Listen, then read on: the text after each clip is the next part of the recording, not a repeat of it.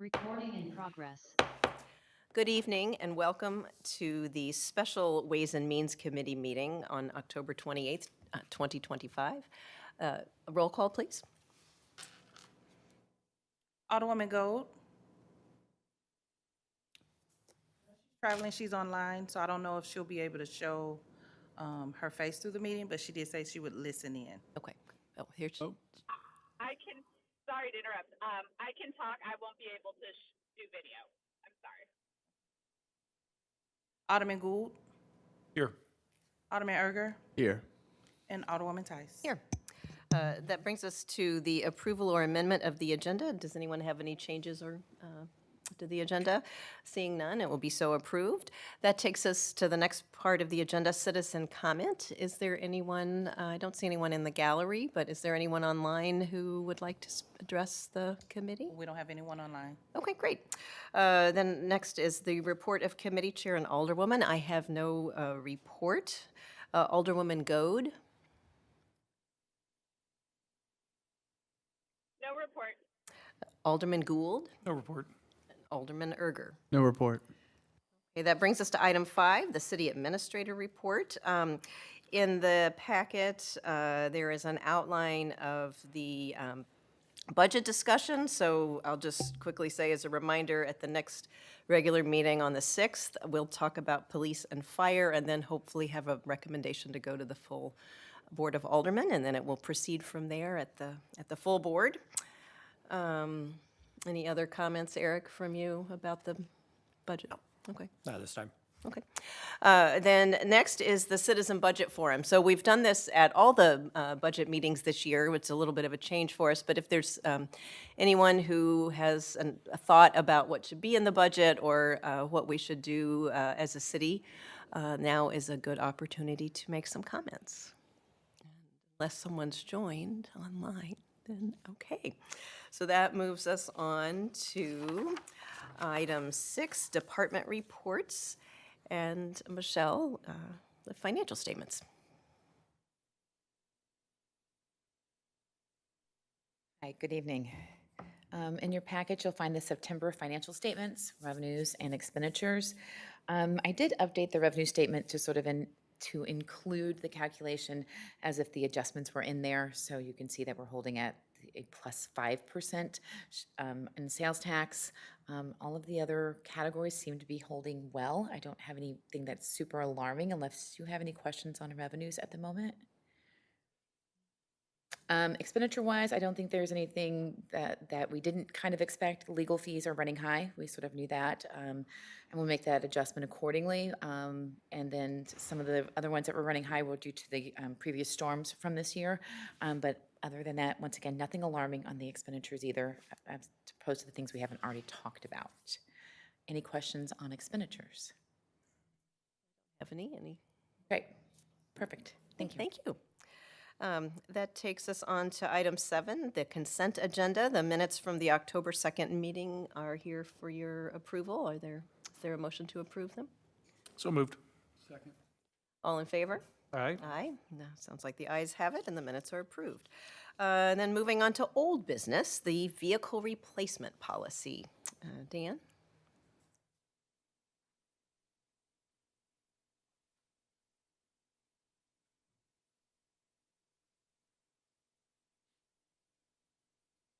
Hopefully I won't need all these notes. Since our last meeting, I tried to make some changes, and I put it in the memo as a summary. So from our September meeting, some of the takeaways that we had from that meeting, that we wanted to see possibly an increase in the life cycle and mileage for the police vehicles, investigate possible warranty extensions with some of those vehicles, add text to the plan such that the plan would be revised every 5 years or so. Also wanted to point out that from that meeting, we were supposed to contact comparators, which we did. So I have 12 comparators that are in a table that's included. Those 12 are listed there. So you've got, Baldwin, Maplewood, Richmond Heights, Webster Groves, Chesterfield, DePere, Kirkwood, Maryland Heights, St. Peters, Clayton, Ladue, and O'Fallon. Those are also in the compensation policy, those 12. So There's basically 4 responses that I got from those 12 comparators. Maplewood and Clayton, I didn't get any information or any emails back, even after writing back to them again. The next category would be they responded to the inquiry, but they don't have a written policy. So Richmond Heights, De Pere, Maryland Heights, Webster Groves, and Ladue fall into that category. The next one that they responded to the inquiry, and they do have a written policy, and they did actually send it to me. So that's O'Fallon and Chesterfield. Those two use a point guideline system similar to what we have. And then the last category, which would be responded to the inquiry, but they only use fleet software. They don't have anything written, but they use fleet software that's out there and it scores it. But the software, talking to St. Peter's, it's more or less based on when you should trade it in as well. So it's before the maintenance starts peaking, but you still have decent amount of value in the vehicle. And that's kind of like what we don't want to do. We want to keep it a little bit longer and start incurring some of that maintenance, but not so long that, we can't work on it. And then I just wanted to point out Ladue, De Pere, Webster Groves, they aren't involved with the replacement decisions for their police. The police are. So they don't even get involved with that. And then Webster does send their fire and EMS, ambulance to the city of Kirkwood for evaluations. And I know we send our stuff to Kirkwood as well. And then none of the comparators that were queried responded that they have extended warranties. I know if you wanted to, like on certain Fords, you can get an extended warranty. Of course, you're going to pay for that. And that would cover major components on most Fords for like 8 years, 150,000 miles. So if it's transmission, a condenser, compressor, whatever, certain large components are covered under that extended warranty. But we do have budget, under 6215 for fleet repairs, so I don't know that you're really going to get much benefit out of that. Some of the other stuff I included in the packet this time around, there's a flow chart to help make sense of the policy. So that colored flow chart, I know there were some questions about, do you get to replace something if it meets a certain criterion, whether it's years or miles? And the short answer is no, you don't get to replace it. It goes through the overall process. So just because you met one criterion doesn't mean that you get to replace it. It just means it moves to the next appropriate step. So for instance, if you had a patrol car and it met the years and the mileage, it would meet one of those criterion. So you would, or criteria, since it's two. So you would move to step 2, and then you would ask us to evaluate that asset. We would complete the evaluation form and a report. Then the next question to ask would be, does the point range meet the replacement action? If the answer is no, then the process stops and then you review whatever action it is, if it's for the next budget cycle or whatever. If it's yes, then you move to step 3, which still gives the ability to take those reports to the city administrator, the finance director, review that against the ERRM, and then see if replacement is still recommended. If the answer coming from them is no, then the process stops, request is tabled. If the answer is yes, then you've made it all the way through from left to right, and then you should be able to end this process, and it should go into the next budget cycle. So try to take the text that's in your policy and boil it down into just a nice graphic, or at least that helps me. And then if you look at the policy and look at the comparator table, the only substantial changes that I made would be for the patrol vehicles and the non-patrol. I added a little bit based on what I got back from the comparators. So for the patrol vehicle, it was 3 years, 75,000 miles, and I thought, well, it looks like it should be more like 4 years, 82,500. And then for the non-patrol, instead of 5 years, it bumped it to like 7, and from 75,000 miles to 100,000. When I did look at the fire, I know the fire chief shared with me some information that they had in addition to the stuff that I did online. They fall well within the range that their comparators are. So the comparators for, say, like the fire engine or the ambulance, for the engine, it's, most keep theirs 10 years. And then I don't know if they move theirs to reserve or not, but I know we keep ours 10 years and then move ours into reserve up until about age 20. I did look at NFPA 1900, 1901, and 1912, those sections, and they don't recommend that you keep any fire engine more than 25 years. So I think we fall within the normal range for the engine. The ambulance, we actually keep ours longer than a lot of our comparators, 7 years for the front line and 14 years for the backup or reserve, versus say like Crestwood, DePere, Frontenac, they keep theirs 10 years, Ladou's 8. I know nationally I saw where it was like 5 to 7 years for an ambulance. So I don't think you need to make changes there. That's just my opinion. I don't know if you have specific questions for the policy, if there's any page or section you want to key in on and consider revisions, changes, or if you like it the way it is, if we would take it to the board. It's entirely up to you. Questions? Comments? I mean, I just, one, thank you for the flow chart. I'm a visual person, so that helps me identify those steps pretty nice and clearly.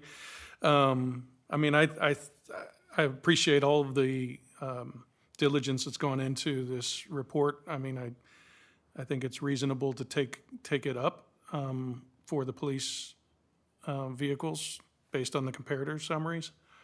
So, I mean, I would make a recommendation to forward this recommendation onto the Board of Aldermen for consideration. Is there a second? Yep, second. No, I just thank you for the work and thank you for looking at the comparators. no That problem. sort of seems to be my question I ask on almost everything, and it's actually remarkable to me that not everyone has such a policy. It just seems sort of logical that that a city should have this. So kudos to us for having this policy and forwarding it on. I guess I just had one question of clarification on, for Maplewood, it says that they use Enterprise. Do they just lease all started. of their vehicles? For Public Works, I don't know about fire or police, I didn't ask. Okay, But I definitely know Public Works and Parks does. okay. But it just started, so I don't know that they really have any good I mean, it'd be good to feedback. follow up with them, see how that goes. You know, I know that it's an outlier, but even like the, you know, some of the other things that we asked you to look into, even though nobody else does it, it's still good to look into it and just see. So I, just for future, make a note to Yeah. see how that program works for them. Questions? We need a roll call vote, do you think, or a voice vote? Roll call, please. Oh, I don't think she can vote because we can't see her, or is that different at a committee? It's the same, but I didn't know if she was gonna be able to turn her camera on. Oh, So I didn't want to not call Oh, her. perfect, sorry, yeah. So Michelle, if you can hear that, if we can see you, then you can vote, but if we can't see you, then, oh, there you are. Okay. So I, Yes. okay. Alderman Gould, Yes. Alderman Erger, Yes. Alderwoman Tice. Yes. Great, thank you for all that work, Dan. And the second issue is the fiscal year 2026 budget. So we have Parks and Public Works. Looks like Eric's going first.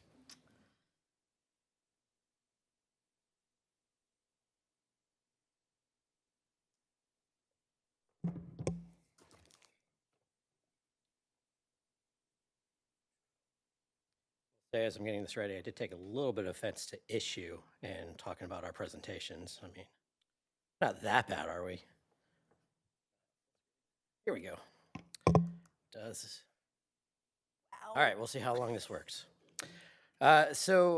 Just basically, you've kind of been through this whole presentation before from all the other departments. We'll go through the basics, accomplishments, goals, objectives, revenue, expenditures. I have a couple other things to kind of talk about, so. Talk about what we've kind of accomplished in the last year. Yeah, we start off with the goats, the picture of the goats. I mean, that was something that I think really people really loved. Again, now that Octavia's back, I can say how 10 years ago I told Bola we should do it in a staff meeting and she said no. Then 5 years ago she said, why don't we do goats, Eric? And she's also not here, so I can say that. You know, it was a lot of fun and they did a heck of a job clearing out everything and our staff has kind of already gone back through, kind of gotten through the rest of the root base and pulled up some big things and then are going to be planting stuff here in the near future.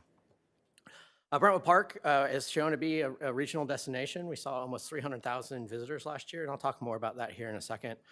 We did what was our last Brentwood Bound grand opening celebration with the GRG connector. Did that back in the spring. Hosted Sustainable September, which was our month-long initiative focusing on eco-friendly practices, promoting sustainability. The goats are part of that. Some of the stuff we did at Brentwood Days was part of that. So had a lot of fun there. The tree giveaway was part of that. If you've been looking at our social media, we made a push this year, really talked to our marketing person and say, hey, we want to talk about things that we're offering to try to get people to come to our programs and events, but we also want to showcase parks, flora, animals, things like that. And I think she did a nice job running with that and really increased our visibility throughout social media. And then just a couple small things, $90,000 in pavilion rentals at Brentwood Park. That was something we thought we might be able to do, but never really thought we'd get there. And we got there after year one, so that's good. And then we host a couple blood drives each year, and so we're always happy to help out the American Red Cross, collecting 159 units of blood. So just a couple things that we, as we talk about Placer AI and how we use data and things like that. Got scared for a second, that it went away. You'll see kind of thing. The first thing is just the daily visitor trends, and what you'll see is it's popular. I mean, 300,000. It's about 800 people a day on average. You'll see, obviously, in the wintertime, it goes down, but you'll see in a warm day in January, we'll get 2,000 people. You'll see throughout the summer, we're right between that, or right near that 1,000 mark, basically spring, summer, into the fall. So it is a heavily utilized park. You'll see, obviously, weekends are our busiest days, but you'll see kind of that it's not, all the other days aren't off, aren't a whole lot off. But it kind of gauges us, like we can probably do some programming on Wednesday and Thursday if we want to look at when we program in the park. Just see, we don't obviously want to do a whole lot on Saturday, although we'll do some big things, but those type of things. The audience profile, I think, is interesting too. When you look at where people are coming from, for 70% of the visits of the park come from everything in those darker shaded areas. And so you'll see we have reach from Belleville, Illinois, all the way down to almost Union, west to New Haven. I do like to point out that this, if you zoom in on this, that's my house. So obviously I go to the park a lot. It's really kind of freaky that my house is listed as that bubble. So it's amazing what technology can do. And so it kind of gives you a range that it is truly a regional destination of where people are coming from. And we'll try to make sure we continue to kind of keep that moving. And then another fun thing I just kind of threw in there, if you look through all the national rankings in the leisure category, so if you look at leisure, it can be anything, and you'll sort of see some of the things they have. We're in the 90th percentile of all leisure activities in the country. So we're obviously not anywhere close to the 93 million people that Walt Disney World brings in, but it is kind of interesting that if you look down where we're at, we're kind of similar to a movie theater in Wisconsin and a golf course in Greensboro, North Carolina. And it's kind of interesting to see how we rank up across the country. And then if you look, the next column to the right is statewide. So yeah, I mean, we bring in more people than the Springfield Minor League Baseball Stadium. And that's not just the Springfield Cardinals. They obviously rent that thing out all throughout the year. So we feel good about that. And then if you look, the next one is locally. And so we're 21st, which is still in I think the 75th percentile. A lot of good things in St. Louis, but if you look, we're right behind Keener Plaza, right above Vago Park in Maryland Heights. So we bring in more people than the Esquire movie theater, so that makes me feel good. And if you actually, the one thing I like, if you look further down, right there at 39th is Memorial Park. So even though we have a big push in Brentwood Park, Memorial Park is still getting a lot of use as well. So that's kind of nice to see as well. So just some things that we're using with data, and we'll talk about how we use data more and more. So goals and objectives. One of the things we want to do is continue to program. I'll talk about programming here in a minute, but our staff does such a great job coming up with new programming ideas. A lot of times I come to my office with these ideas and I'm like, that sounds good. And I'm like, we'll see if it works. And then it'll be a tremendous event or a great program. And so they've done a really nice job with that. We'll continue with sustainability, and we continue working through that through the Sustainability Commission. We just kind of talked about last night about some toolkits that we're looking for families and for homeowners that we're excited about, and we'll talk about that in the next Public Works meeting.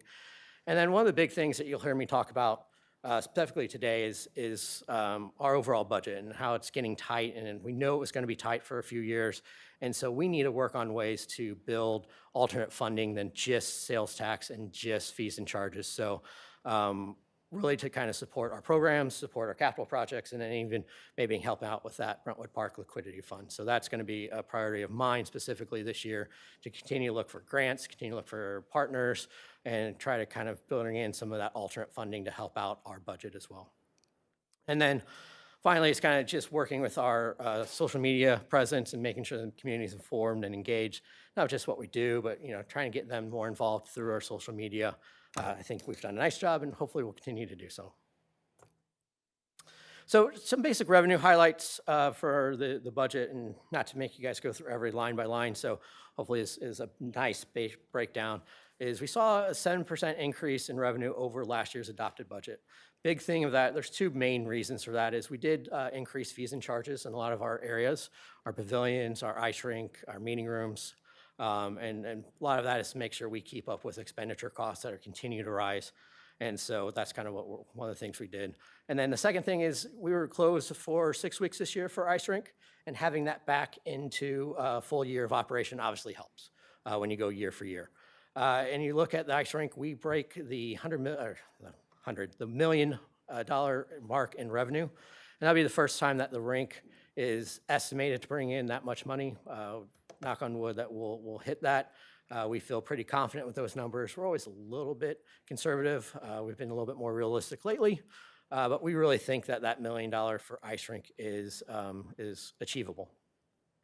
We see 14% increase in rental revenue, and that's two things. That is an increase in fees and charges like we talked about, and secondarily that especially our pavilions, our outdoor event pavilion, as well as the playground pavilion, continue to be very popular. And then our staff person does a great job of taking people who call who want one of those pavilions that are invariably booked, and then moving them to either Memorial Park or Oak Tree Park, and that helps out as well. Programming, I know that someone asked at the last meeting when we did the overall, and we see a 5.33% increase overall in programming revenue. And that's typical because we're somewhere in that 2 to 4% increase year over year.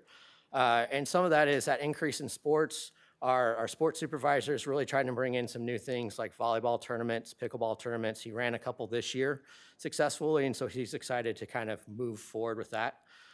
Fitness, you see that go down from last year, and that's because we lost a contractor. We had a third-party contractor who did Taekwondo, did a lot of kid stuff. He was wonderful. He wound up moving to his own facility, and that is unfortunate. Sometimes the challenge with working with independent contractors, if they're successful, they move on to their own facility, but they do a great job, and so we can't really be too upset with them. General programming, that increase really comes from camp growth. So we're trying to do a few more week-long camps. We've done two over the past couple years, and we feel like we can bump that up for another 2 and try to almost do a full month and say, hey, the month of August is going to be camp month in Brentwood if you want to come by and do some camps. Special events, the big change in that is that we reclassified some programs. So our wine and whiskey walk was in the general programming, but that event has grown so much that really is a special event. So we moved it from the general programming budget to the special event budget. So that's why you see that increase there. And we kind of already talked about the rink fees, which is a full year of operation. We do see some grant revenue, $410,000. And the big thing, as I say, is that I won't put in grant money unless I feel pretty confident we're going to get it. This one I was right on teetering on because this is a very competitive grant. And that white paperwork is our acceptance of that grant. So we did receive that grant for the Hanley Park Pavilion and parking lot project. So we just got that, and hopefully Bull and the mayor will get to sign that this week, and we can start moving forward. And last is we added money, or not added, but we have that money in there for the OCMI and Prop S revenue, and then you see that in the expenditure side as well. So that's kind of the revenue there. Talk about programming again. We do a lot in programming, and my staff, it's Cheryl, it's Nick, it's Lynn, it's Holly's our new person. They do such a great job with their programming, and I can't praise them enough for the work they do. And you see, like, when we're 2017, that 77,000 was primarily ice rink. So our skate program, our hockey program, and you kind of see, obviously everyone took that dip in 2020, but you've seen that kind of steadily increase. A lot of that was the influx of bringing on Cheryl and all the programs she brought in, and then continuing that with our sports programming and continuing that now with our seniors and our adult programming, and when we brought Holly when she started. So we're confident that we'll get there. We see that leveling out. I'm not sure how much more we can continue to do. We continue to engage staff and challenge staff, and they love it. I mean, they don't do this for fame. They do it because they love programming, and they are such wonderful people at doing it. So I always kind of like to highlight the work that they do. Going to the fun part, the expenditures. So there's a 6% increase in all personnel services, and that's obviously primarily due to salary increases, the step increase, and then the CPI. Total is 6.04 total, 3.94 CPI. So 6.45 total if you do the step increase and that. So we're a little below that. Some of that is new staff coming on board. Some of that is part-time staff don't get the CPI or step increase. So some of that's based on that. The 5% increase supplies materials is basically the cost of doing business. Everyone has felt that pain. We continue to allocate $250,000 to the Brentwood Park Maintenance and Liquidity Fund. This would be year 2 of that. We have fully funded the equipment replacement reserve. We have talked about that a lot. So we're happy to say that we know that by the end of 2028, our equipment replacement reserve is completely funded, and then it's managing that year after year as those balances ebb and flow. And then obviously, as we talked about, there's that funding to complete the stormwater master plan projects through that stormwater, the Prop S and the OCMI. So quick highlights.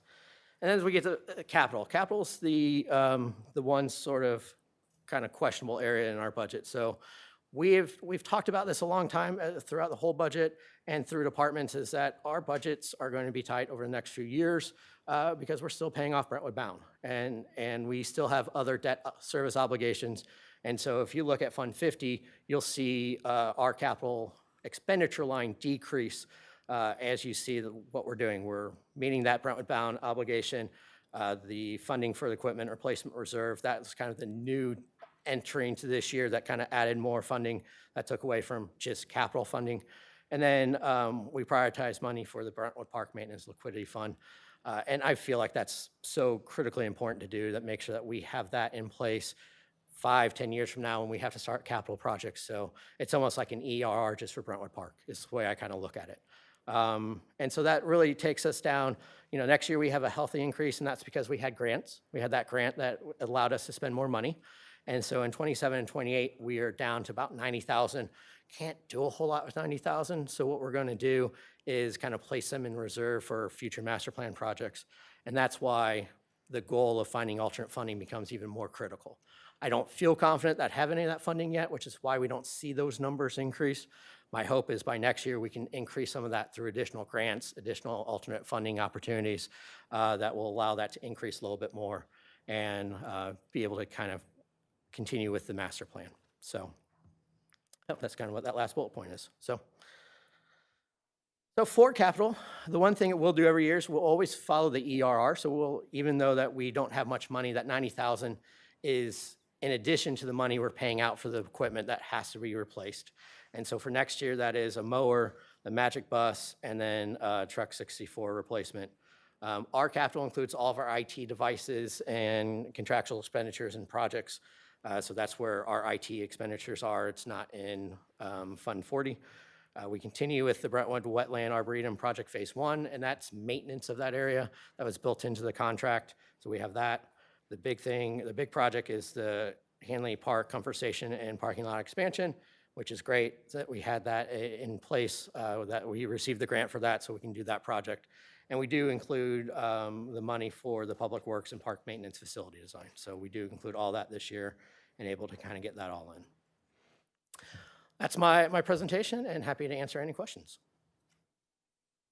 I'll kick off with one question. So can you talk a little about the Brentwood Park Reserve Fund that you're building? This is we're currently in year one, next year will be year two. Can you just sort of, for the public, talk Yeah. about what your goal is and then how that money will be spent in the out years? Yeah, I mean, the easiest way to think about it is an endowment is the way, we can't technically call it an endowment. That's why it's a Brentwood Park Maintenance Liquidity Fund. And the idea is to build up some capital, build up some money so that we can start investing it. And then hopefully the earnings that we earn off those investments, the revenue we earn off those investments will be the money we use to make those replacements in the fund. So we're trying to get to $1 million. And so I'm trying to do that as quickly as possible because the more time I have to invest that, the more money we bring in interest revenue, and the more money we'll be able to have when those projects come up. So it doesn't mean that once we get to $1 million, we'll feel like we'll probably readjust and say, hey, how do we feel once we get here? But I know that like that first 250,000, I believe Michelle, she better be nodding her head yes, has invested that already and is keeping track of that interest already. So we're already building some interest in that fund so that we can, when we get to that $1 million, our thought process is once we get to the $1 million, maybe we move it into a different fund so it's kind of separated and it doesn't become another Brentwood bound in that fund 50, and it's hard to kind of navigate. But we need to get probably to a good starting point before we do that. Thank you. Other questions? To build on that, can you, when you say 4 projects, can you specify what that Sure. means? Yeah, so we obviously worked with our contractors because we wanted to make sure we knew going into this what we'd be looking at. So we have a operations and maintenance manual that was developed by all the contractors, and there's things in there that everything from vacuuming out the parking lot because it's a pervious parking lot, so you have to kind of vacuum that out and put new sand in it. Dredging the lake is something we're gonna have to do every 7 to 10 years. And then from that, pieces of equipment on the playground, replacement of those pieces of equipment. So it's kind of all those things all together that we're really kind of making sure that we don't come back to you guys in 10 years, 12 years and say, hey, we have a $750,000 X that needs to be done and we don't know how we're gonna pay for that. It won't be that much, I promise. Right, yeah. But still, $75,000, I mean, that's still a good chunk of change. And we want to make sure that we are good stewards of that park and of the finances that we have and making sure that we don't put the city in a bad position later on. And then does that also extend to when we have transfer of care of the rest of the parkland that is the flood mitigation area? Does as far as like the cost that your staff will have to care for the trees and the, Not yet. It's more for projects. If we get to the point where we're doing a good job with our investments and we feel like we might be able to pull some operating expenditures from that fund. whoop, Again, I was worried that happened again. Maybe we can have that discussion, but I want to make sure that we're in the position where we feel good about everything in our O&M manuals and those costs that we're making sure we kind of plan out from year to year. okay, so park maintenance, not the playground or the pavilion, but the rest of the park maintenance, you feel long-term wise, you can cover that in your operating expenditures? Yes. Okay. I had some questions, and this will probably bleed over to Dan's stuff too. I was confused a little bit by the new building, the new Parks and Public Works building design. So there's $125,000 set aside for each one of your budgets, but one of them's not necessarily, it doesn't seem to be in, it's in Fund 40, but then. So I'm kind of, what's the yeah. total spend on the design and how's that being funded? We expect that right now, we put in $250,000 in for that design. We, obviously, when we usually put in design, we go a little bit high because you never know what that cost is going to be until you go out for an RFP, RFQ. So the idea is, since it's both our buildings, half of it comes from Fund 50, which is my fund. The other half comes from the capital fund, so that's Fund 40. That's why you see the same amount in each budget. Okay. So if it turns out that the cost is only $100,000 for the design, it'll be $50,000 each. Okay, We just split that right down the middle. got it. And then in the, just staying on that, for the 5-year plan, I didn't see anywhere for either of the budgets, like, that's just the design, but how do we intend to pay for the construction of that? That is a And where very does that come from? That is a very good question. I will defer to Michelle. I'm just kidding. Obviously, the idea is that when we've to talk with the board and as we've talked about that facility, the question was, when are we going to do that? When are we going to do the construction? And the honest answer is we don't know yet. And so that's why you don't see it. If we determine that, hey, something has to be done in 3 months, one, that will never happen because that's impossible. But if it turns out like, hey, we really need to be out of our building by 2028, then we start looking at our budgets and readjusting. And when we come into this time next year, you'll see it in the proper year it needs to be, and other things will be adjusted. Okay. And then just looking back so I know last year we had budgeted to do Mount Calvary design and all of that. Did that get done? And then same thing for the Hanley Industrial, we budgeted 150,000 this year to spend toward that. That I'm sure is now, Yeah, that's probably a Dan question, probably the Hanley Industrial. Is that well, you? no, the Hanley Park Comfort Oh, Station. yeah, okay, sorry. That's what I meant. Yes, the whole idea of I'll take both those. The whole idea of the Hanley Park Comfort Station was hopefully be able to get the notification about the grant soon enough to where we could start getting it out to bid and start getting everything ready to go this year, so we could spend some of that money this year.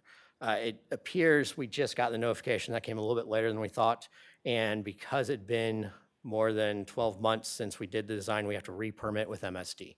Okay. So we're in that process right now. We're permitting with MSD, trying to make sure that they're okay with the plans. As soon as I get that okay, we'll put that out to bid, and we'll get moving on that as quickly as possible. Do I think we'll be able to spend 150,000 this year? Maybe not. It's going to be close. Yeah. But regardless, there'd be a budget adjustment to our year-end budget of 150,000 because we wouldn't have not have spent that. Yeah. And maybe then we can do a budget adjustment next year to then spend it. Sorry, I thought I heard Michelle say something like, wrong. The Mount Calvary is still underway. We actually have a meeting with SWT to kind of go over the first designs. So my hope is that we're going to be able to bring some of that to Public Works here in the near future, either November, December. It'll probably be December. So again, that might bleed a little bit into 2025, but we're still moving right along on that. So we're, 26, you mean? yes, geez. I almost said 24, and it's like, thank goodness I said 25. But yes, it might bleed a little bit more into next year as well. And then just for clarity, thank you for that explanation. Just for clarity on the Wetland Arboretum project, we're only budgeting 25,000 because I noticed in the 5-year plan for last year, it had projected about 72,850. So I'm guessing that with the grant we received, that covers the full 75 that we expect to Yeah, we'll be see. putting toward the, Correct. We'll see some revenue come in for the 319 grant for the Wetland Arboretum. And then what we really have over the next 2 years is just the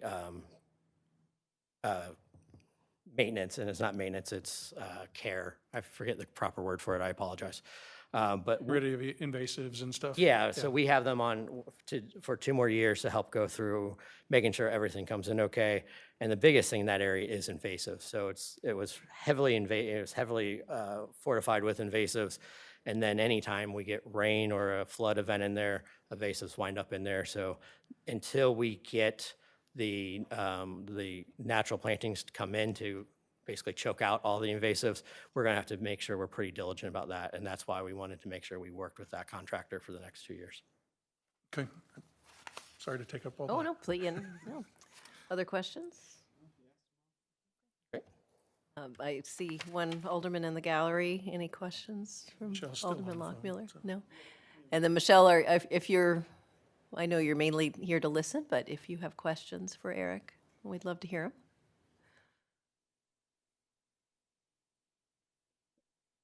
None, thank you. Okay, thank you. Great. Thank you, Eric. Thank you. Move on to Public Works.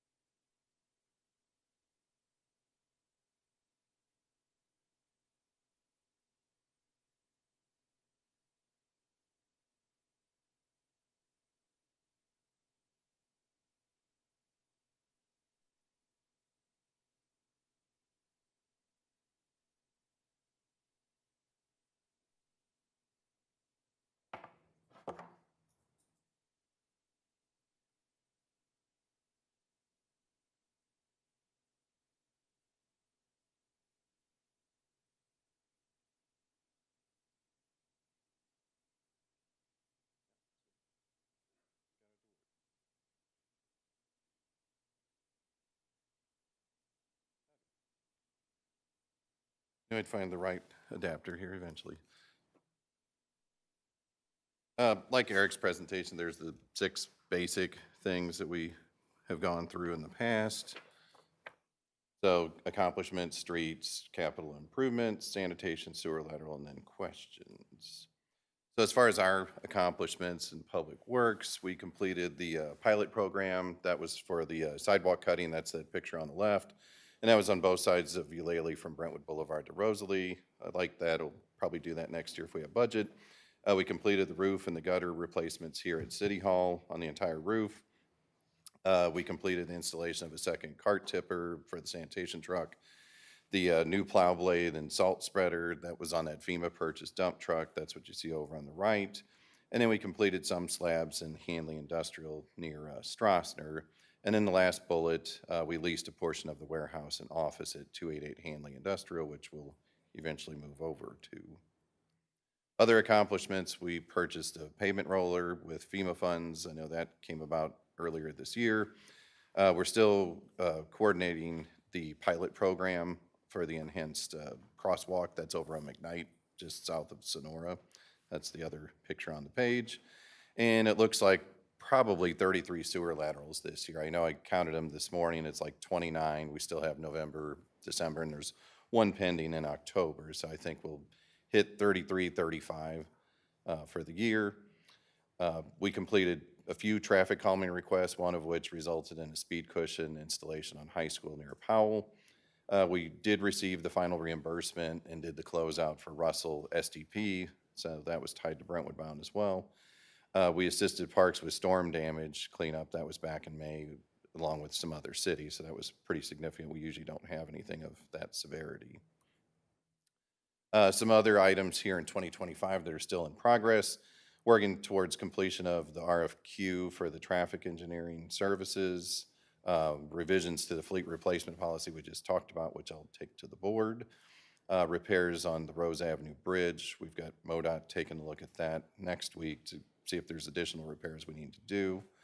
Coordinator repairs, there's a retaining wall we've put in the budget, and that's between 2228 and 2832 Manderley.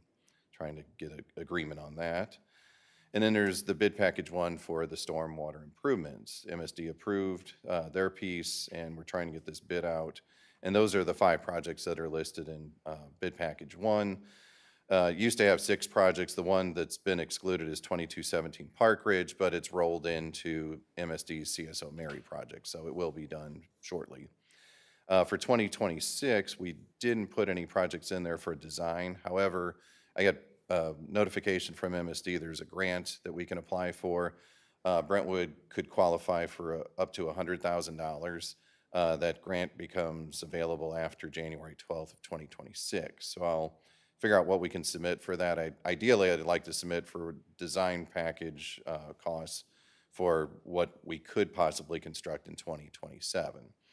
So for 2027, if we combine our OMCI and Prop S funds, High School, the construction estimate was around $484,000. So I can't help but think it'll go up from there. But if we can get a grant at least for the design and then, you know, basically accrue our monies for the construction, that would be great. If you go to pages 158 through 161, that's where we talk about streets. Nothing too monumental there. The staffing remains the same, 15 full-time employees. The salaries and benefits, those experienced decreases for the department, so like -6% and -11% respectively year over year. And some of that's because some staff are capped at step 12, and we've had turnover, so the folks that have moved into those positions either didn't get an increase yet, or they started out at a lower wage than the people that were replaced. And then lastly, forestry is within the public works budget. I know that Parks manages it. There is an increase year over year, and that's primarily due to it's Ward 1 for next year. Ward 4 is in this year, so I know there's way more Ward 1 trees. That's why you saw almost 84% increase. On the capital side, it starts around page 162, and then there's some information on 180. But repairs and maintenance, like for fleet, that did increase about 4%. So it went from 115,000 to 120. And that takes care of all the different departments. Computers, that cost went down around 9,900 because It's a small printer being replaced this time, an iPad and 2 desktops. The big printer that everyone shares, including parks, that was replaced this year. So that went down. Other capital improvements under subcategory 6530, we're wanting to purchase a pavement saw, replace the HVAC in the admin hallway. And then that would also cover like any speed cushions, street signs, other small equipment, hand tools, things of that nature. And that's at $150,000 for 2026, and that's a $70,000 decrease from 25. Streets and sidewalks, that's subcategory 6535. That would be any sidewalk work, street assessment reports, if we had to do a traffic study for some particular thing. Pavement repair projects, we bid those out, so if it's, concrete or asphalt, that's 873,000-ish.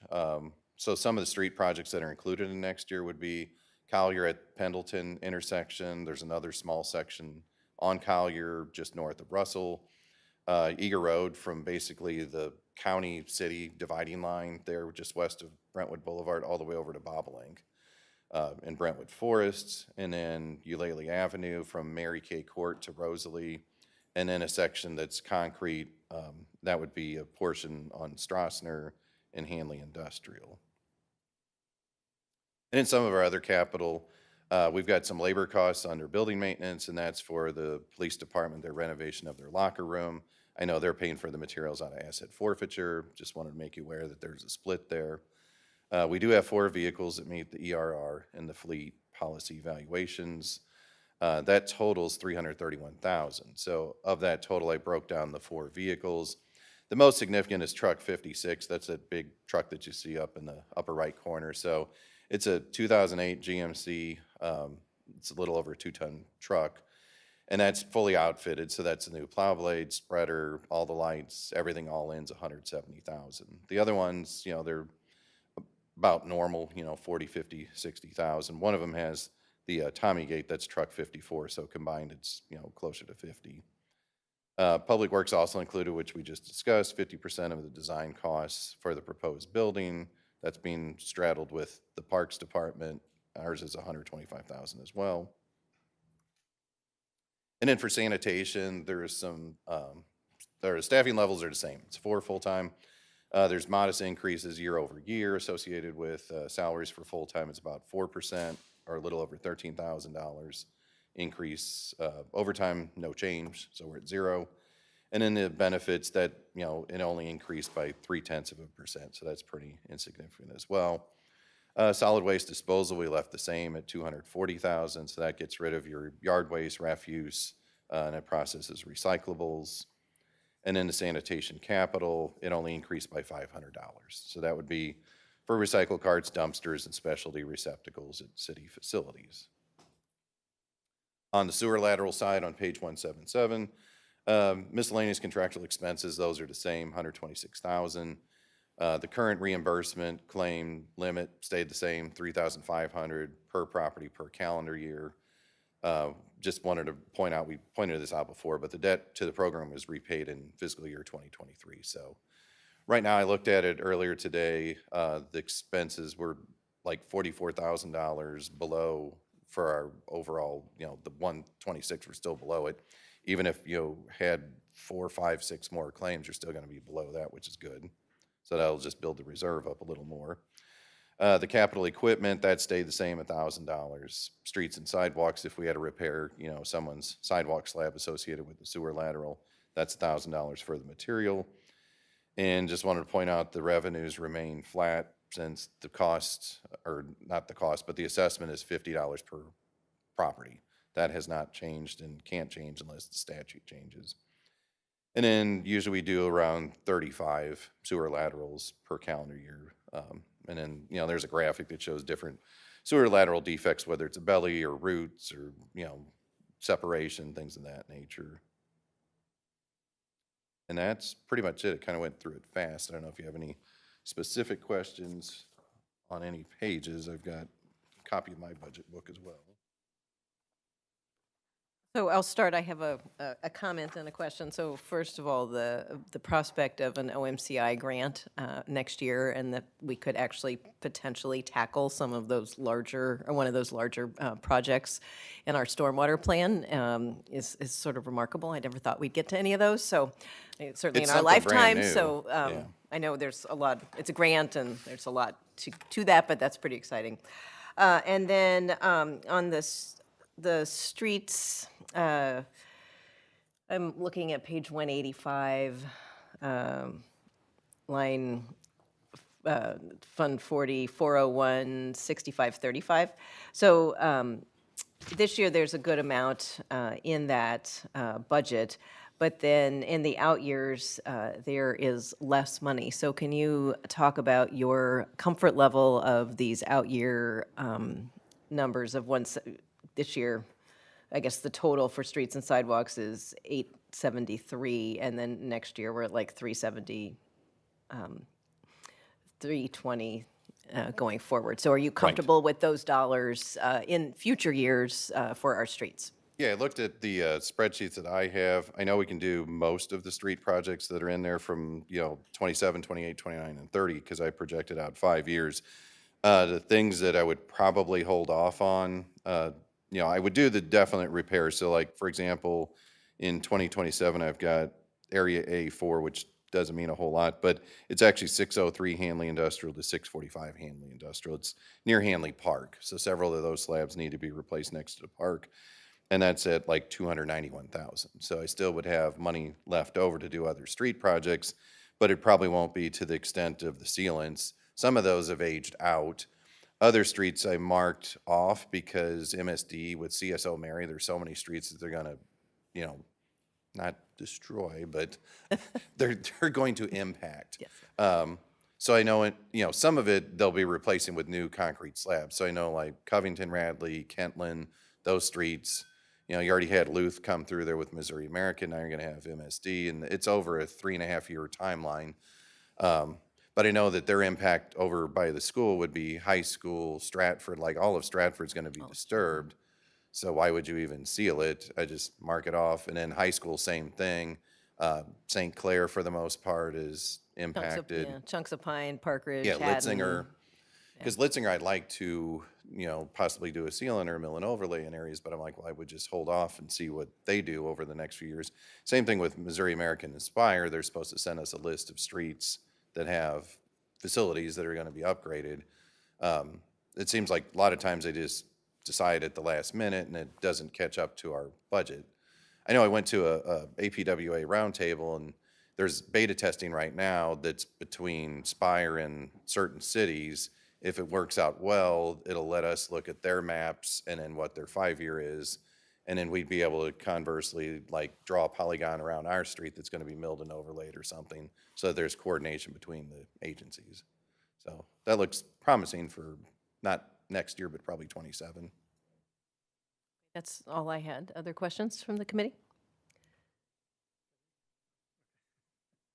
So on the street improvements, can you just explain, like last year you budgeted, or you projected that it was going to be about 750,000 almost, and now it's gone. Is that cost of materials, labor, or is that just? I know there's or more you've money just changed some- available. I know, it's at a TIF or something's coming offline, TDD, yeah. So there's more money available, so my job from management was to look at other streets that Okay, maybe good. we deferred So and it's bring them adding back to additional 26. streets. Correct. That's what I wanted to. Yes. Hoping to hear. And then as far as the, some of the trucks, like Truck 56 wasn't even in the capital plan from last year, and then some were moved up. Is that because of the now being part of the ERR, or I guess, just kind of the shifts in some of these truck replacements that maybe weren't on the radar? Yeah, 56, I know when it's scored, it's just like we say, it meets one of the criteria, but then when you went through the score wasn't enough under the current policy to justify replacing it just yet. Where it scored more points this go-around was the fact that it's a 2008 and we can't find parts for it. You know, it's 17-year-old vehicle. Some stuff I know we bought on eBay because the OEM stuff that you would normally get from GMC is not available. You know, certain major components you can still get, you know, or the basics, you know, tires and rims and headlights. A lot of that you can still find, but, you know, my biggest fear is if it really stops functioning for whatever reason, there's no way I would put that kind of money into it to get it to work again as a Right. way. No, I guess what I'm wondering though is it wasn't on the list from last year I see. at all. Yeah. And now it is. So was it just maybe an oversight from last year or we just are evaluating it? Yeah, it could be. I don't know. I'd have to look at last year's Yeah. and look at each one of those, which I can, and then figure out maybe it was an Because oversight. it is a pretty big purchase, so. Yeah. Yeah, and it is a snow plowed truck. We do Right. keep it as, it's either on A crew or B crew. But then when it isn't being used for snow plowing, it's used for, you know, hauling asphalt or broken sidewalks or things of that nature. Okay. And then the only other question I had was regarding the sewer lateral program. I know we had we did have one citizen come up and ask to have that considered to be an increase. And I know the chair of Public Works is here, so if you have any comments on that as well. But I know there has been some discussion about what would it do to the budget, what would it do to the long-term liquidity of that fund if we were to consider increasing it, say, to like 4,000. Just knowing that the cost to do these repairs has gone up and it's not really covering as much as it used to, so I just Yeah, I curious did on if start you that looked at- process. I planned on bringing that to Public Works. Okay. So I went back through my files, which I've had since, I think 2017 was the first year I had like full access because I started in the middle of 16. So I went through and figured out like what we paid, you know, for the repairs versus what the city reimbursed. You know, initially we had no ceiling, you know, when I first started here. Then it was 7,250, I believe, and then we lowered it again to 3,500. The 3,500, the reason why we lowered it so much was so that we would pay back the funds. We did pay back those funds, and then to your point, it's like, well, now we can do 35, 36 at 3,500 without going upside down. It's like if we're staying below that threshold, we're building up reserve. Could we use some of that to increase it? And, you know, the short answer, I believe, is yes, but, you know, I need to You get, need time to vet that. So Yeah, I need for to the bring budget that- process, you don't want to change it. for you don't this, I wanna- would leave it unchanged, but I think we can definitely consider it with Public Works and possibly make a change. So, okay, The last time the policy was updated was 2019. And that eliminated home sale contingencies and a lot of other things that snuck in there and then took away money, you know, from the fund. But like I said, it's like, it's truly for defects, you know, if you just have minor cracking, we're not gonna approve it. so if we keep it, you know, status quo for budget this year, but then within the next couple of months, Public Works Committee decides they want to make a recommendation to increase it, we'll just have to adjust the budget, I guess, is that the plan? Yeah, I plan on looking at the reserve and seeing like, well, if you did make it hypothetically $4,000 a year, what would that do? Like, by what year would it start to erode, you know, that reserve? Right. Or does it carry out 5 years and there's no impact and you would just leave it alone? Okay, all right. Thank you. Yep. I don't see Alderwoman Goad anymore. Alderman Lockmuller, any questions? Okay, great. Thank you. Cool. Well, thanks. Presentation. So moving on from the budget, we have one item of new business about the payroll schedule for 2026. Tangela?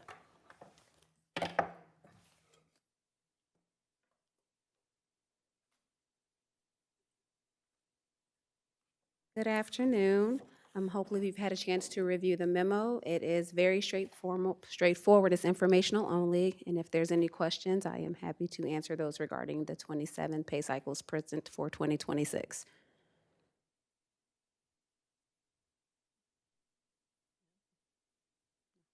Good memo. Very well, very well presented. Thank Well you. written. Yes. And Thank you. easy to understand. Thank you.